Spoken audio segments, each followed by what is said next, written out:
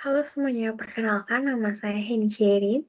Pada kesempatan kali ini saya akan mempresentasikan laporan UAS mata kuliah Manajemen Risiko Terintegritas yang berjudul Penerapan Manajemen Risiko ISO 31000 tahun 2018 pada Divisi Supporting Bank Mandiri Region 7.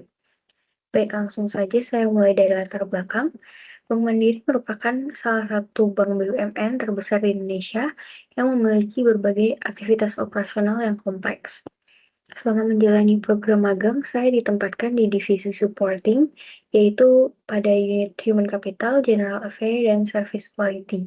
Ketiga unit ini berperan penting dalam mendukung operasional bank, mulai dari pengelolaan sumber daya manusia, administrasi, pengelolaan aset, hingga menjaga kualitas pelayanan kepada nasabah.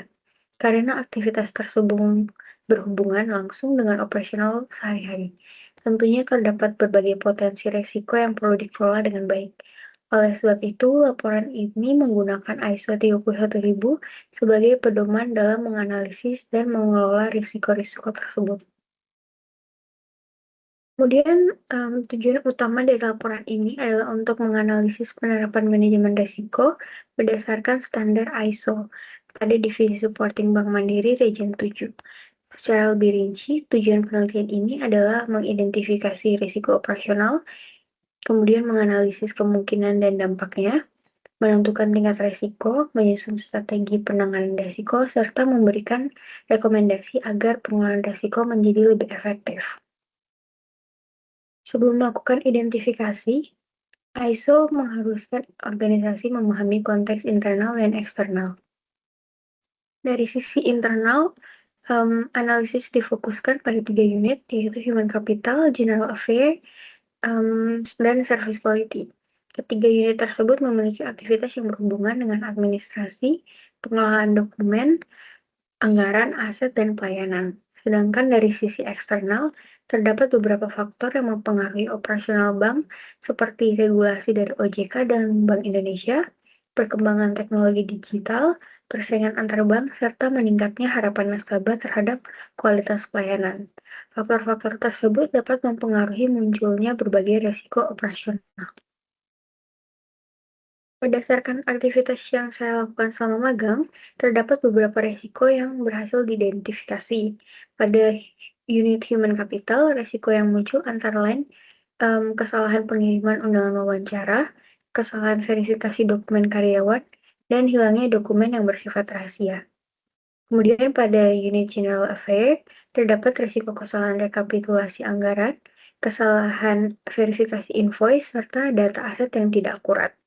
Dan yang terakhir pada unit Service Quality, risikonya meliputi keterlambatan dalam merespon ulasan pelanggan, penanganan keluhan yang kurang optimal, serta kesalahan dalam penilaian mystery shopper. Setelah risiko berhasil diidentifikasi, langkah berikutnya adalah melakukan analisis berdasarkan dua aspek, yaitu kemungkinan terjadinya risiko atau likelihood, serta besarnya dampak atau impact. Hasil analisis menunjukkan bahwa sebagian besar risiko berada pada kategori sedang, namun terdapat dua risiko yang memiliki prioritas tinggi, yaitu hilangnya dokumen rahasia karyawan dan keterlambatan dalam merespon ulasan atau keluhan nasabah. Kedua risiko ini menjadi prioritas karena dapat mempengaruhi reputasi perusahaan, kepercayaan nasabah, bahkan berpotensi menimbulkan pelanggaran terhadap ketentuan yang berlaku. Setelah mengetahui tingkat risikonya, langkah berikutnya adalah menentukan strategi penanganan risiko. Pada Human Capital, upaya yang dilakukan adalah memastikan kembali data penerima sebelum mengirim undangan, kemudian menyimpan dokumen penting di tempat yang aman, serta membatasi akses hanya kepada pihak yang berwenang. Kemudian pada General Affairs, pengendalian dilakukan melalui pengecekan ulang anggaran, verifikasi invoice dengan dokumen pendukung, serta inventaris aset secara berkala. Sedangkan pada Service Quality, strategi yang diterapkan yaitu menetapkan standar waktu dalam merespon pelanggan, kemudian melakukan monitoring ulasan setiap hari dan menggunakan formulir penilaian mystery shopper yang telah distandarkan. Tujuan dari strategi tersebut adalah mengurangi kemungkinan terjadinya resiko sekaligus meminimalkan dampaknya.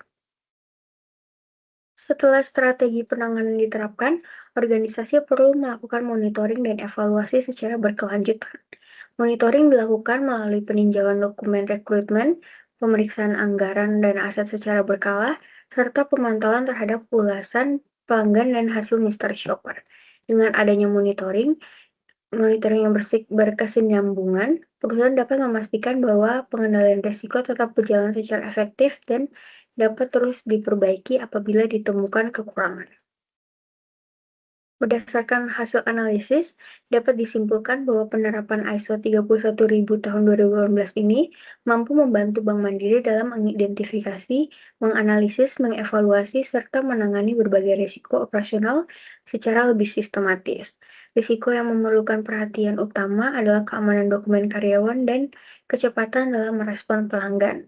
Melalui penerapan strategi mitigasi dan monitoring, yang dilakukan secara berkala, resiko operasional dapat ditekan sehingga mendukung efisiensi operasional serta meningkatkan kualitas pelayanan kepada nasabah.